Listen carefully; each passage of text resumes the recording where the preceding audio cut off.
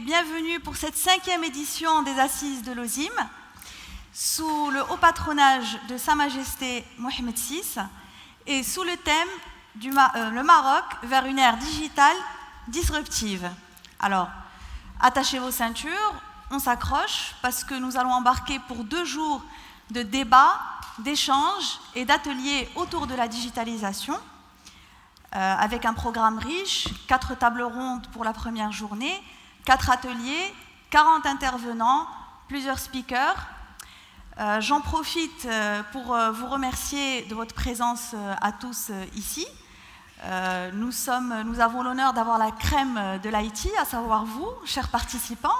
Donc, participants, intervenants, speakers et les officiels.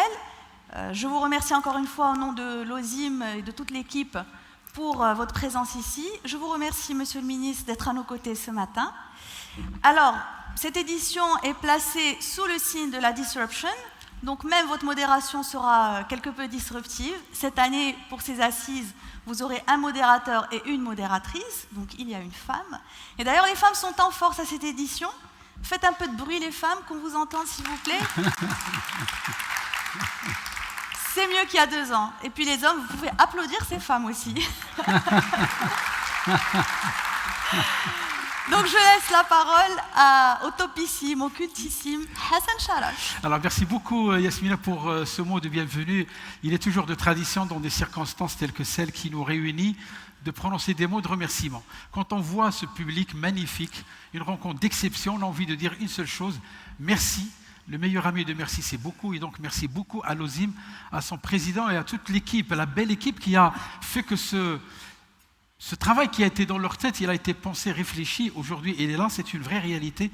On a envie de leur dire « Antumul umara'u, bikumul ardu was-sama'u sawa'u, ya nujuman tamshi ala qadamayha, kullama adlama az-zamanu ada'u ».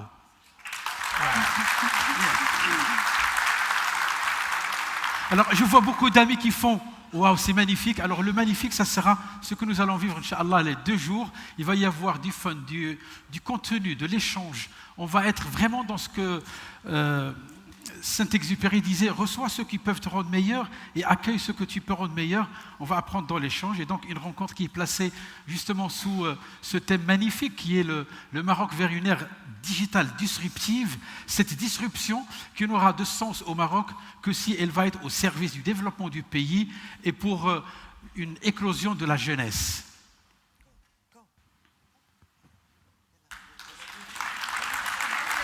Sous applaudissements. منبت الأحرار مشرق الأنوار منتدى السؤدد وحماه دمت دا وحماه عشت في الأوطان للعلا عنوان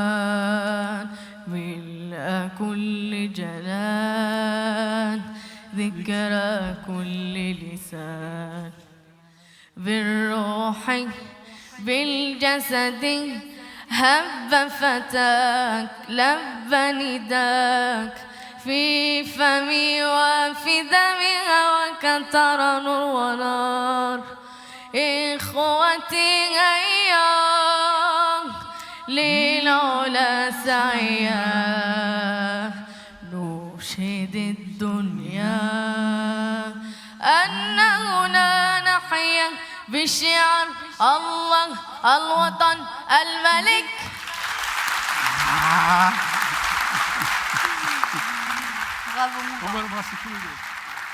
Un demi-siècle de dons, de partage et surtout de promotion de l'usage des technologies de l'information, c'est quelque chose qui est aujourd'hui exceptionnellement reconnu puisque quand même 25 ans, c'est une date, c'est un volume d'échanges et c'est beaucoup d'émotions, beaucoup d'intensité. Bravo à toutes les personnes qui étaient là au bon moment pour faire la bonne chose et d'avoir lancé justement une initiative qui continue et j'espère qu'elle continuera Inch'Allah sur les 100 prochaines années. Donc sans plus tarder, Yasmina le disait tout à l'heure en guise d'introduction, une rencontre qui est rehaussée par la présence de Monsieur le ministre Moulay Hafid Al-Alami qu'on reçoit sous vos applaudissements, le ministre de l'Industrie, de l'Investissement, du Commerce et de l'Économie numérique.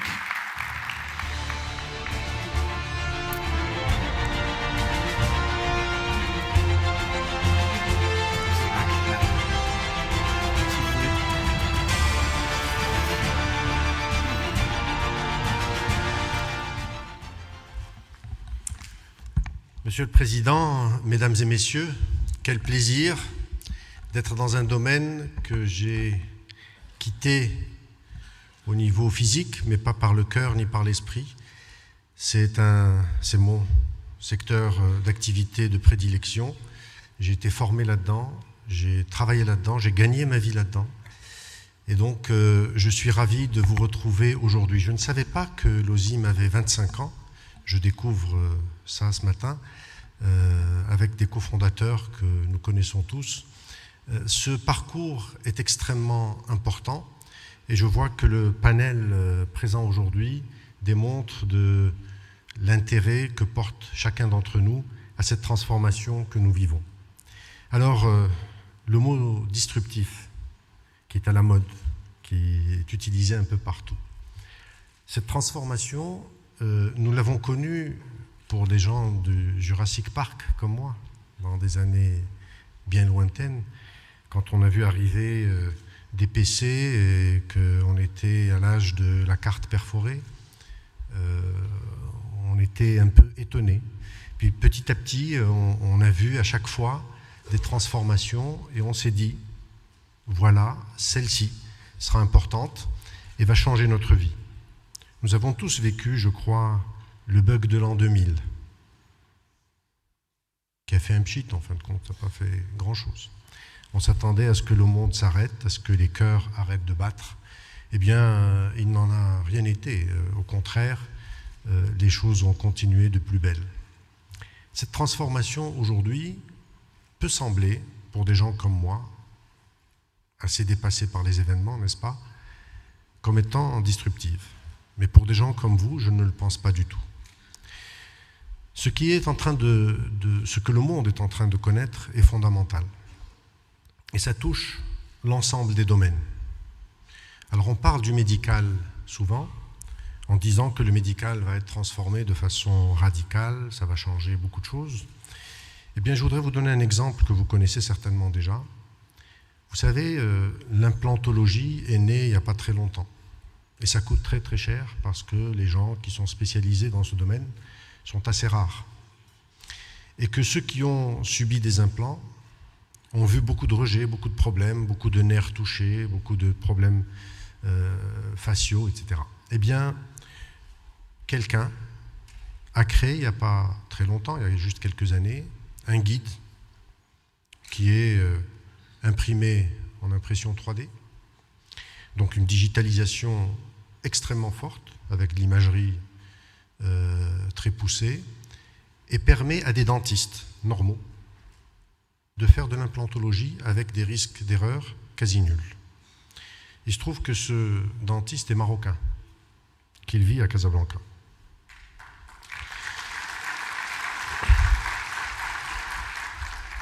C'est une transformation en profondeur qu'on ne pouvait pas imaginer il y a quelques années. Quand quelqu'un vous disait « j'ai un implant à faire », on disait « ouh là là, le pauvre, il va falloir qu'il raquette toute la famille pour pouvoir réunir les sous pour subir cette petite opération. » Et puis on ne sait pas s'il va s'en sortir correctement. Eh bien aujourd'hui, un dentiste normal, j'ai vu une vidéo avec le fameux dentiste, les yeux bandés, percer la gencive et la mâchoire de son patient, parce que le guide tel qu'il est placé ne permet pas d'erreur. Hein, c'est très précis. Eh bien, dans l'ensemble des domaines, c'est en train de se réaliser. Est-ce que c'est destructif? Je vous donne un autre exemple. Au niveau de l'oncologie, vous savez que c'est une maladie dont tout le monde a peur et qui a beaucoup, beaucoup évolué en termes de traitement ces 10 dernières années, ces 15 dernières années. Bien des chercheurs, un groupe en France, un groupe aux États-Unis, ont découvert que les cellules cancéreuses sont devenues très intelligentes et envoient des messages au corps en disant « on n'est pas cancéreuse ». Et ça leur permet de se développer dans une tranquillité totale. Donc, de façon, là aussi, avec un travail digital accompagnant les scientifiques, ils ont découvert la capacité d'envoyer des messages pour que ces cellules soient inhibées du mauvais message qu'elles envoient. Vous voyez où est-ce que nous en sommes arrivés. Et tout ça est évidemment au profit de l'humanité. Alors ces recherches, j'ai vu aussi une vidéo qu'on m'a envoyée du professeur Kayat qui faisait référence au groupe américain et qui disait qu'un des présidents américains a été soigné grâce à ces technologies. Elles ne sont pas encore éprouvées totalement, elles sont en train de faire leur chemin, mais tout cela est destructif, en effet, mais au profit de l'homme. Nous avons des choses qui sont en train de transformer l'humanité en profondeur. Vous êtes, les gens dans cette salle, pour le Maroc, sa véritable force vive pour rester en éveil, être en mesure de comprendre, parce qu'on n'est pas tous capables de comprendre ce qui nous arrive. Vous êtes en mesure de pouvoir calculer la distance qui nous sépare de ce qui va nous arriver. Quand vous voyez des choses aussi importantes transformer les blockchains et le reste, transformer la vie courante des citoyens, il y a des choses qui vont nous passer sur la tête qui ne nous arriveront jamais. Parce que le temps qu'on les implante, la technologie suivante qui va être disruptive pour la technologie précédente, eh bien, on passera à la deuxième. Comme ce que nous avons fait avec les portables. Pour certains cas, nous avons sauté le filaire dans bien des cas. Eh bien, vous avez la chance et la responsabilité d'apporter au royaume une vision qu'on pourrait ne pas avoir. Donc on attend de vous beaucoup. Vous avez le droit d'attendre de nous aussi, et on va en parler. Mais on attend de vous beaucoup. On attend de vous la capacité de nous rentrer dans cette ère de plein pied sans nous effrayer. Donc c'est pour ça que le mot disruptif a été utilisé souvent pour faire peur aux gens en disant « plus rien de ce que vous connaissez aujourd'hui n'existera demain ». C'est peut-être vrai. La majorité des emplois qui existeront dans 10 ans n'existent pas aujourd'hui. C'est peut-être vrai. Mais notre génération, notre jeunesse, quand vous les voyez dealer avec la technologie, je n'ai aucune inquiétude à leur capacité de s'insérer totalement dans une vie digitalisée et qu'elle soit digitalisée à 100%. Je ne pense pas que nos enfants, que nos jeunes seront surpris par cela. Alors ce que vous pouvez attendre de nous comme accompagnement, d'abord c'est d'être toujours à vos côtés. Vous pouvez nous inviter à tout moment, on se déplacera, on fera l'exercice qu'il faudra pour soutenir vos efforts. Nous sommes en mesure, avec la nouvelle agence du digital qui est mise sur pied, pour cela, pour vous accompagner. Elle tarde sur certains points, de la nomination de son directeur général, etc., parce que les textes ne sont pas simples. Tout est fait, la création, son conseil d'administration, etc. Mais nous avons besoin encore de textes qui, au niveau du ministère des Affaires générales, doit passer dans les prochaines semaines, je l'espère. En tout cas, je suis ça de très près. Et donc, cette agence est un outil à votre disposition. Nous avons mis en place une stratégie avec une feuille de route, mais qui est challengeable, discutable, modifiable, à souhait, parce que c'est fait, entre autres, pour vous.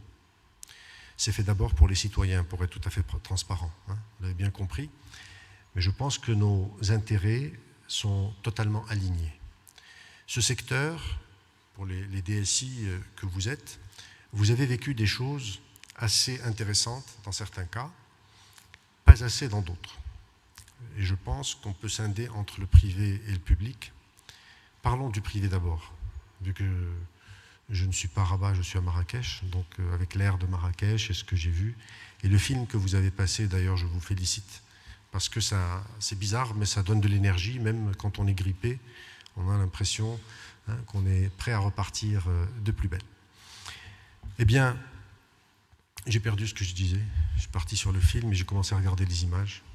J'étais sûr. Le privé. Ah oui, le privé. Alors, le privé. Au niveau du privé, je pense que dans certains cas, vous avez quelques longueurs d'avance sur le public. Et vous avez des longueurs d'avance, je vais vous dire pourquoi, c'est naturel. La compétition forte qui s'opère dans ces secteurs vous oblige à y aller. Alors ce qui se passe, on le découvre un peu partout, y compris au Maroc. Ça me rappelle quand je suis rentré au Maroc au tout début, dans un secteur qui est l'assurance. Tous les DSI se regardent. Tant qu'il n'y en a pas un qui a plongé, je ne vois pas pourquoi moi je vais aller me mouiller. Ça vous dit quelque chose? Eh bien c'est vrai. Maintenant, ce qui se passe, c'est que le fait que les frontières se soient levées, ce n'est plus votre DSI cousin juste à côté, à 2 ruelles, c'est le DSI au Japon, c'est le DSI en Chine, c'est celui en Europe, juste à côté, qui vous intéresse. Et comme avant, j'expliquais à mes collaborateurs que le combat n'était pas avec moi en tant que directeur général d'une filiale, mais était entre eux. Le directeur financier devait être chez moi le meilleur directeur financier du secteur. Le DSI devait être le meilleur DSI du secteur. Si je devais reprendre le secteur privé, je leur dirais, vous devez être non plus le meilleur DSI du secteur national, mais un des meilleurs DSI du secteur mondial, au niveau mondial. Et c'est ça qui nous attend aujourd'hui. Le challenge que le privé va vivre, c'est que les approches et la disparition des barrières, progressives mais certaines, feront que nous allons être confrontés au niveau planétaire et qu'on n'aura plus d'excuses de dire « oui, ça se passe au Japon, mais ce n'est pas chez nous ». Je voudrais vous faire un micro-témoignage sur le privé. J'ai croisé une entreprise dans une jeunesse lointaine et j'ai reçu un confrère dans le même métier, japonais. Et ce confrère m'a dit, écoutez, nous sommes dans la technologie très avancée, etc. Et il voulait voir comment il pouvait nous aider, nous, petits Marocains, bien sûr, pour pouvoir nous élever dans le domaine. Il a pris 48 heures, il a été voir les structures de cette entreprise marocaine. Il est revenu me voir en me disant, je crois que je me suis trompé. Est-ce que je peux envoyer une délégation de mes équipes chez vous? Parce que vos Marocains, vos DSI et vos équipes marocaines, qui ont fait des Digital Factory ou autres, eh bien, ont des choses à nous apprendre. Et nous avons reçu une délégation, en effet, de Japonais qui sont venus. Lorsque vous regardez le centre de recherche Maser, là je passe un petit peu dans le public, et qu'en visitant Maser, on ouvre une salle, je leur dis qu'est-ce que vous faites là? Ils m'expliquent qu'ils sont en train de faire, n'est-ce pas, de la recherche et développement pour des Japonais, pour Sumitomo, pour parler, vous donner des noms très précis.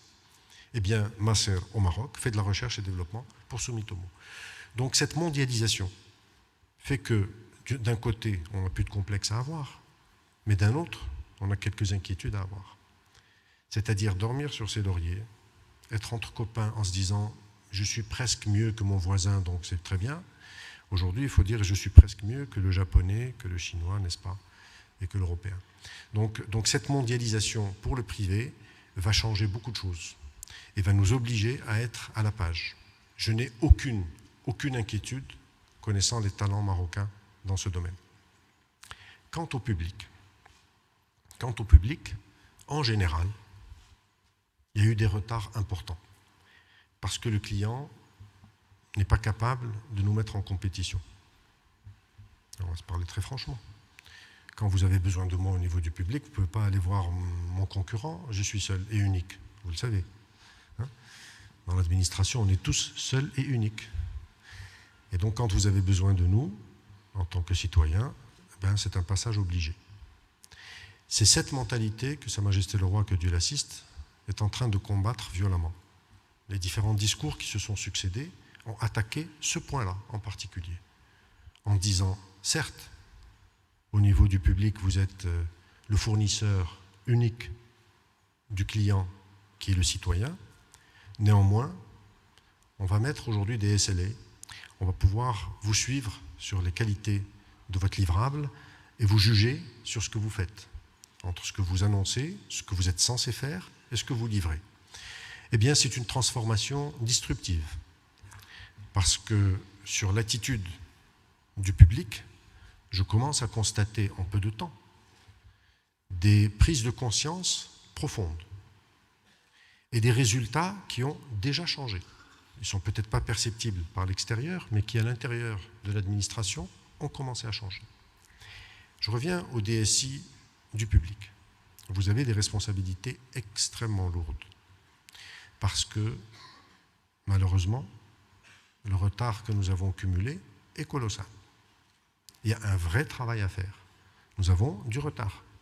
Ça ne sert à rien qu'on se raconte des histoires. Je ne suis pas là pour vous dire « tout va bien, Madame la Marquise », ce n'est pas vrai. Nous avons un vrai retard dû à beaucoup de choses. à de la complexité. On peut sortir l'ensemble des raisons pour lesquelles nous avons ces retards. Eh bien, je ne parle pas évidemment de l'ensemble des administrations. Vous allez trouver quelques administrations, je ne vais pas les citer aujourd'hui, parce que je vais faire rougir toutes les autres. Mais nous en avons 3 ou 4 TTC. Mais tout le reste doit prendre modèle de ces administrations qui, elles, avaient la chance d'avoir un DSI compétent ou avaient l'obligation d'être à la page. Et donc, la marge de développement est colossale et très intéressante. Tant mieux. Nous avons des possibilités de gagner énormément de points dans la qualité de service que nous pouvons donner aux citoyens, dans tout ce que nous pouvons faire au Maroc, côté public. Alors, est-ce que ça sera disruptif? Tant mieux. On le souhaite. Aujourd'hui, l'administration, contrairement à ce qu'elle était auparavant, est prête à restructurer. Je vois les textes qui sont passés depuis quelques mois, suite à l'insistance de Sa Majesté le Roi, que Dieu l'assiste, sur un certain nombre de points, et la vitesse à laquelle ces transformations sont en train d'être faites, et la vitesse à laquelle les accords entre les différents ministères sont en train d'être faits, c'est nouveau. Vous savez, je vais vous donner la comparaison entre le public et le privé. Il n'y a pas de différence. Ça vous dit quelque chose, les combats entre départements du privé? Quand vous parlez au commercial, qui est en train de vous traiter un sujet, et vous dit souvent, vous savez, on aurait pu le faire très rapidement, là, département informatique chez nous. Il parle de sa boîte, au client, département informatique. Eh bien, au niveau du public, c'est pareil. Chacun gère sa paroisse, donc c'est des silos, comme dans vos départements. Et ces silos-là, ce qui aujourd'hui me fait vraiment plaisir de constater, c'est qu'ils sont en train de créer des ponts réels entre eux. Et dans ce cadre-là, pour les gens qui sont dans la PEBI, les opportunités sont importantes. Donc, je vous ai dit en toute transparence ce qui nous manque. Et je vous dis en toute transparence ce qu'on attend de vous. On attend des propositions qui gagnent du temps. Parce que le fait que ce soit disruptif, c'est réel, c'est concret, c'est profond. On n'a pas de temps à perdre.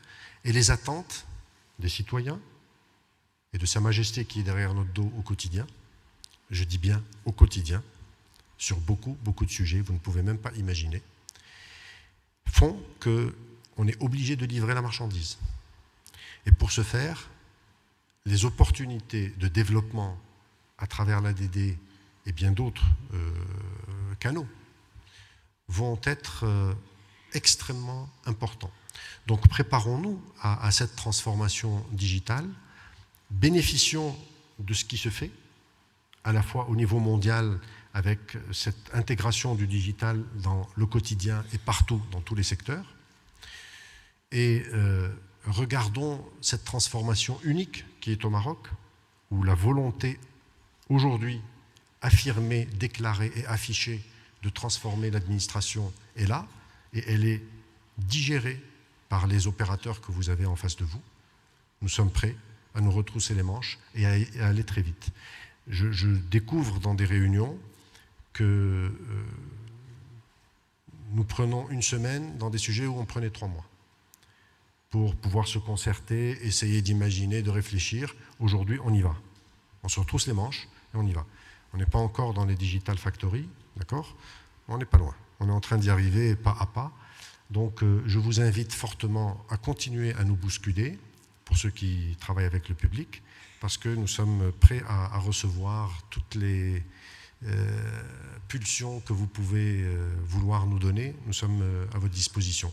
L'ADD est un outil pour vous, et cette transformation digitale, elle n'est pas que disruptive, elle est créatrice d'emplois, parce que dans beaucoup de cas, et on ne va pas s'étendre beaucoup là-dessus, en étant destructive à l'étranger, elle génère du travail chez nous dans beaucoup de domaines.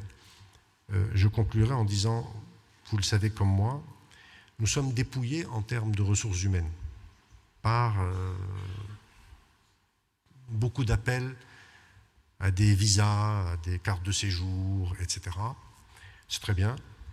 Pour la majorité qui sont dans la salle, nous avons tous vécu une partie de notre vie à l'étranger. C'est pas mal. Ça apporte quelque chose. Néanmoins, je crois que notre pays a besoin de nous. Et notre pays a besoin de vous plus que jamais. Vous constituez aujourd'hui le nerf de la guerre. C'est sur ces aspects-là que les combats vont se faire. Alors faut-il les faire ailleurs? Faut-il les faire chez nous? Chacun, avec sa propre vie, sa propre conscience, ses propres aspirations, décidera. Mais permettez-moi de vous dire que notre pays mérite vraiment qu'on s'y attache, qu'on retrousse tous les manches et qu'on apporte la valeur ajoutée qu'on pourrait lui donner. Il nous a beaucoup donné et il continuera à nous donner. Il mérite qu'on s'y consacre un peu. Merci de votre attention. Désolé d'avoir été long.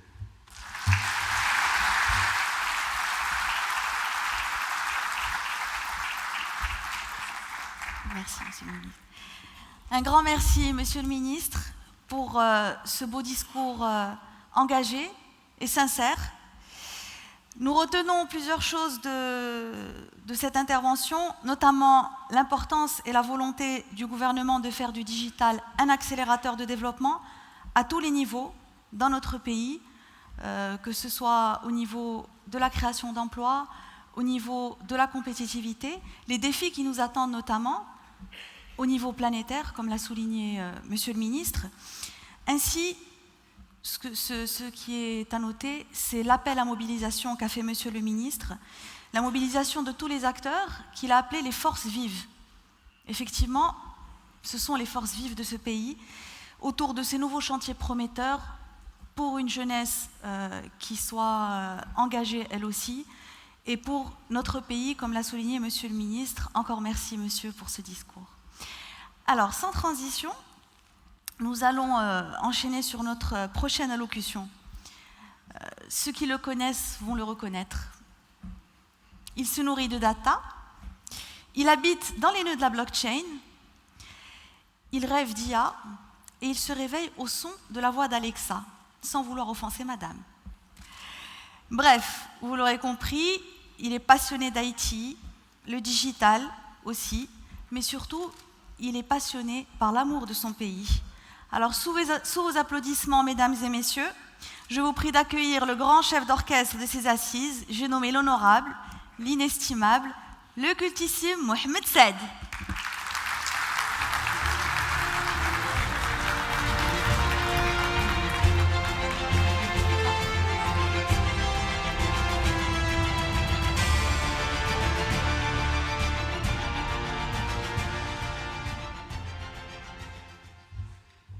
Merci Yasmina pour ces tendres mots qui me font droit au cœur. Tu m'as fait rougir.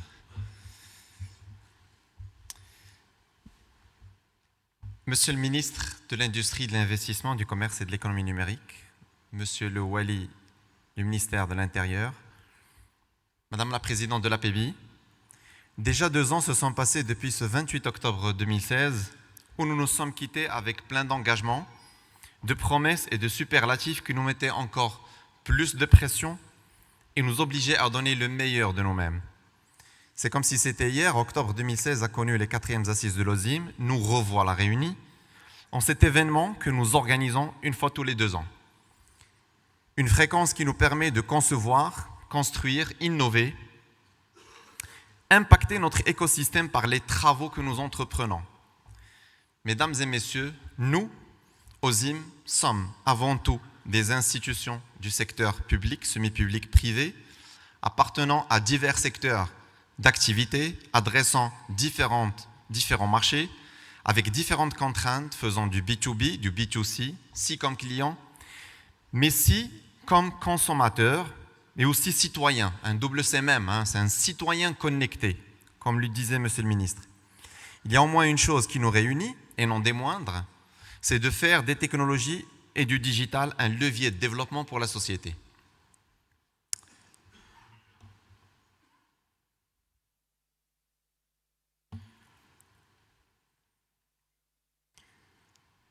Et cela a été le point focal de plusieurs discours de Sa Majesté, que Dieu le glorifie.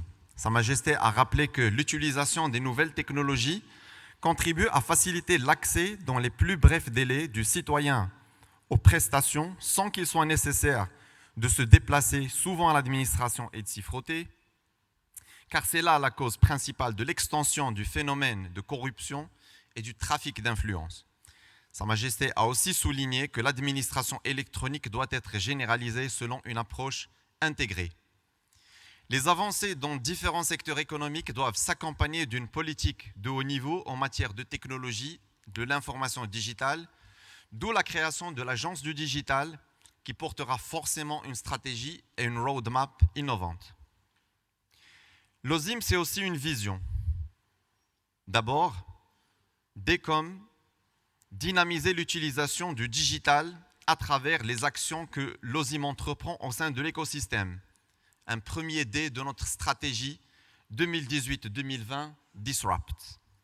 L'OSIM s'engage dans l'animation de l'écosystème des technologies de l'information à travers l'organisation d'ateliers de recherche autour des technologies susceptibles de booster la croissance et le développement des entreprises. Intégrer aussi les DSI du secteur public et semi-public dans notre dynamique. Les livres blancs, enquêtes, articles, publications qu'édite l'OSIM régulièrement permettent aussi de produire des livrables fruits de use case et de REX de qualité pour la communauté. Et comme identifier et accompagner les PME afin d'adopter le digital comme levier de développement. L'OSIM tient à faire profiter cette population d'entreprises de l'expérience et de l'expertise des grands comptes membres de l'OSIM. La capitalisation sur les expériences vécues permet aux PME d'accéder à des solutions à un coût abordable sans trop investir dans les études et les benchmarks. L'OSIM, à travers les partenariats noués, Maroc PME, la PEBI, Portnet et les universités, mettra en place un plan d'action pour inculquer les bonnes pratiques et veillera à l'adoption du digital comme levier de développement pour les PME. Nous avons lancé en 2016 un référentiel d'évaluation de la maturité des PME dans le digital baptisé ITAM. ITAM comme IT OSIM Maturity Model et qui a été présenté lors des 4e assises et a même été utilisé par nos confrères en Tunisie et au Congo-Brazzaville. Est-ce comme sensibiliser la société sur l'utilisation du digital dans un cadre éthique, responsable, bien gouverné? Les technologies ne sont pas exemptes de risques qui peuvent nuire à la société et de ce fait, notre engagement auprès de l'Internet Governance Forum sous l'égide des Nations Unies permet d'alerter, sensibiliser, informer et coacher les individus surtout car vulnérables contre les méfaits d'Internet et de la cybercriminalité. L'OSIM tend à faire de ce pilier un axe majeur. R comme renforcer le retour d'expérience entre membres de l'OSIM. Seul on peut aller vite, ensemble on peut aller loin. Telle est la devise de la capitalisation et du partage d'expériences autour de problématiques qui nous concernent tous vis-à-vis des technologies que nous vivons. Cloud computing, IoT, blockchain, big data and analytics, AI, etc. etc. Eu comme updater les universités par les retours d'expérience OSIM afin de renforcer l'attractivité des métiers de l'IT et du digital. Un axe qu'a traité Monsieur le ministre. Et donc, dans ce chapitre-là, la mission de l'OSIM ne peut être conçue sans un lien et un point cimenté avec le monde de l'enseignement. Nous accueillons les universités, écoles d'ingénieurs et autres établissements de formation au sein de l'OSIM comme membres afin qu'ils soient plus proches des donneurs d'ordre. Nous nous sommes engagés depuis longtemps à être très proches de ce monde, notamment à travers InnovIT, une compétition inter-école d'ingénieurs que nous avons lancée il y a plus de 12 ans. Nous rappelons aussi que nous avons créé un blockchain lab avec l'ENSIAS. Nous avons aussi participé à des études, des thèses, des mémoires de recherche. L'OSIM accentuera son support à l'enseignement en apportant des solutions, propositions et terrains d'expérimentation. P comme participer aux travaux relatifs à la normalisation et à la régulation du digital conduit par les instances gouvernementales, donc l'ADD, le ministère de l'Industrie, du Commerce, l'Investissement du commerce et de l'économie numérique, ministère de la réforme de l'administration de la fonction publique. L'OSIM a toujours été à l'écoute des instances gouvernementales avec qui elle tisse des relations cordiales, efficaces et riches en participant à divers projets nationaux, régionaux, continentaux qui permettent à notre pays de jouer son rôle stratégique dans la région. Preuve en est, la présence de Monsieur le ministre qui nous honore de sa allocution d'ouverture de ces assises, ou encore la participation de l'OSIM en tant que membre du jury IMTS 2017, mais aussi en 2018. T comme transformer les innovations des startups et universités en proof of concept, sans terrain fertile d'expérimentation, il ne peut y avoir d'innovation. Et c'est pour cela que l'OSIM fait de ce pilier un axe de développement incontournable vers l'innovation et l'excellence. L'OSIM compte participer aux actions d'innovation lancées par ses partenaires afin d'alimenter les cas pratiques nécessaires aux startups et universités afin de prouver les concepts et modèles théoriques. L'OSIM tend à travers sa stratégie Disrupt 2018-2020 à positionner l'IT et le digital au Maroc au rang qu'il mérite, à accompagner l'agence du digital dans sa mission et à offrir à ses membres un écosystème permettant d'utiliser les IT comme levier de croissance. The show is on, mesdames et messieurs. Depuis notre engagement de ce 28 octobre 2016, ici même, des livres blancs ont été élaborés, des rendez-vous de l'OSIM traitant de sujets d'actualité ont été organisés, les articles ont été écrits et diffusés, des partenariats ont été noués, des dizaines d'experts ont participé à nos événements. En 2016, vous étiez 450, aujourd'hui vous êtes 650 et nous nous réjouissons de cette confiance. Mais notre fierté reste ce haut patronage de Sa Majesté le roi Mohammed VI, que Dieu l'assiste, que nous obtenons pour la 2e édition consécutive, un roi attentif aux questions qui font de ce pays millénaire une nation de défis et de développement, leader dans sa région et son continent. Cela nous réconforte dans notre mission et notre vision qui œuvre pour un Maroc positif, entamant une ère digitale disruptive. L'année 2018 a aussi connu l'organisation de la compétition interécole d'ingénieurs publics et privés Innovati sur la thématique « Comment l'intelligence artificielle et la blockchain vont façonner le Maroc de demain », qui s'inscrit aussi dans le cadre de l'initiative nationale visant la mise à niveau de la modernisation du système éducatif et de l'enseignement dans notre pays, prônée par Sa Majesté le roi Mohammed VI, que Dieu l'assiste. Nous sommes contents aujourd'hui d'avoir l'équipe vainqueur du prix de cette année, l'INSEA, avec nous. Et pour la première fois, la parole sera donnée aux représentants de l'équipe en tant que speaker de ces assises, un jeune de 21 ans, aux côtés de sommités du monde de l'IT. Vous aurez l'occasion de l'écouter demain matin lors des assises et sur le stage lors de la restitution. Un grand merci va à M. Saïd Bensbeh, expert et jury leader de l'édition 2018, et un grand bravo aussi va à la commission scientifique. Cette année, nous revenons aussi avec une promesse que nous avions faite en 2016, l'édition d'un co-book, un livre participatif sous forme d'état des lieux. Nous avons choisi la thématique de la cybercriminalité au Maroc, un sujet d'actualité qui interpelle toute la société civile. Ce livre blanc a été édité et référencé selon les meilleurs standards. Il vous sera distribué tout à l'heure. 25 ans de militantisme d'une communauté de DSI chevronnés, des dizaines de membres de bureaux se sont succédés, des DSI passionnés ont sacrifié leur temps pour créer un bilan fantastique.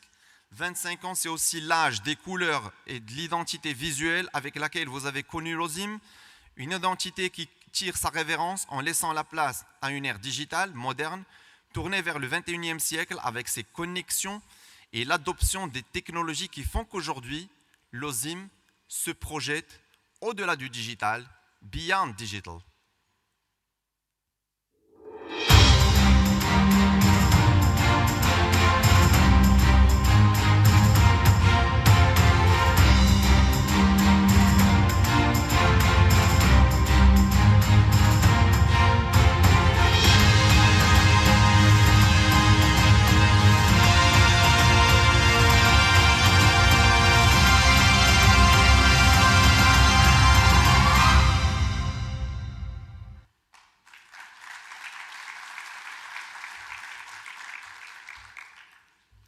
Mesdames et messieurs, nous vous présentons la nouvelle identité visuelle de l'OSIM.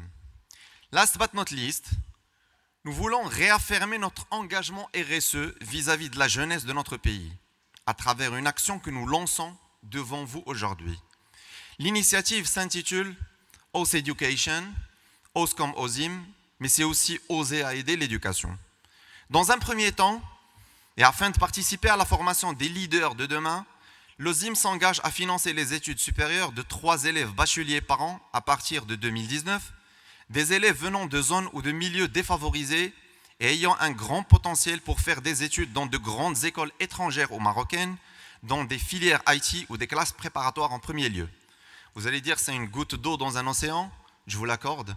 Mais si chacun de nous, associations, entreprises, sociétés civiles, apporte sa goutte d'eau et sa pierre à l'édifice, cela impactera les générations à venir. Ces gouttes, nous, OSIM, nous allons les coacher et les parrainer tout au long de leurs études. Nous voulons façonner les champions de demain. Notre vœu est d'avoir les futurs X, émistes, pontistes, centraliens, mais aussi de jeunes entrepreneurs relèvent des champions d'aujourd'hui, dont certains sont parmi nous aujourd'hui. Nous veillerons à mettre en place un process éthique, transparent, fiable et juste pour la sélection de ces bacheliers.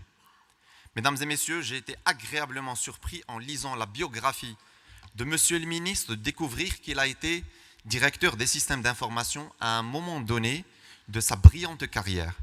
Monsieur le ministre, au nom de tous les miens, sachez que l'OSIM est honoré de votre présence aujourd'hui. Mesdames et messieurs, il ne me reste plus qu'à vous souhaiter d'excellentes assises et de fructueux échanges et merci.